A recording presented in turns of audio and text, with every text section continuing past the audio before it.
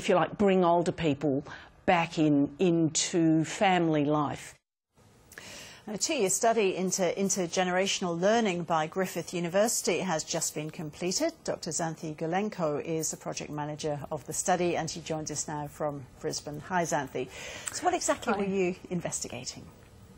So the intergenerational program involves the development, implementation and evaluation of an intergenerational learning program. So when we talk about intergenerational learning programs, we're looking at programs that are designed really around building that social connection between the generations. So it's really about forming those meaningful relationships, because that social connection is really where you get the maximum benefit for both children and for older people. So when you look at the benefits for older people, you know, things like improved sense of health and well-being, that sense of purpose and that inclusiveness. For children, things like feeling more confident around older people, building their communication skills. And of course, for society as a whole, is really building that more inclusive society across the generations. Yeah. How did you carry out the study? So the study was conducted across 4 research sites in Queensland and New South Wales. Our program actually ran for 16 weeks, and we worked within 2 different models of care. So we looked at a model of care where you've got, which is called a co-location or shared model, where you've actually got a childcare centre and an aged care home co-located on the same premises.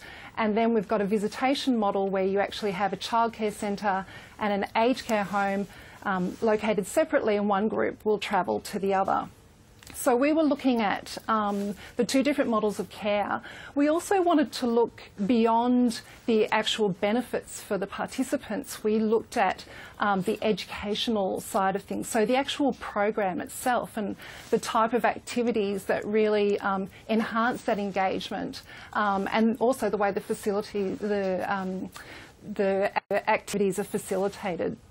We also had a look at the workforce implications. So when you're thinking about childcare workforce and aged care workforce working together to actually, you know, facilitate these programs was a really important thing to look at as well, and something that, you know, to really see this as a sustainable model and something that's going to roll out is we need to look at actually having an intergenerational practice qualification that people can do. So initially then, Xanthe, what were the attitudes of staff at childcare centres and aged care facilities to doing this?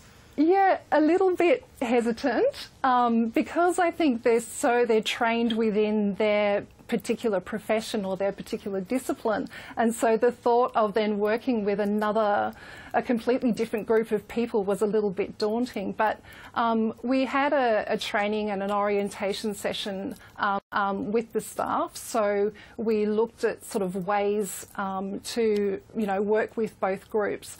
But it is something that needs to be worked on further, and this interprofessional communication is something that needs to be looked at a little bit more.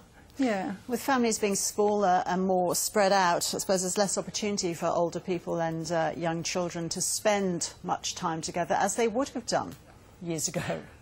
That's right, yeah, and I think that's why it's so important for these kinds of programs to be sort of rolled out and be available more broadly within communities and within our society, because like you say, you know, families, we have a different lifestyle now, and families are often separated geographically, and so, you know, it's important, I think, for younger children to have exposure to older people and you know, develop these positive attitudes towards older people. And it's also important for the older people to stay connected with young people and young children. So do you hope these intergenerational programs will become a common feature of care, Xanthe, and that there'll be more interaction between childcare centres and aged care homes, that they might be sited close to each other?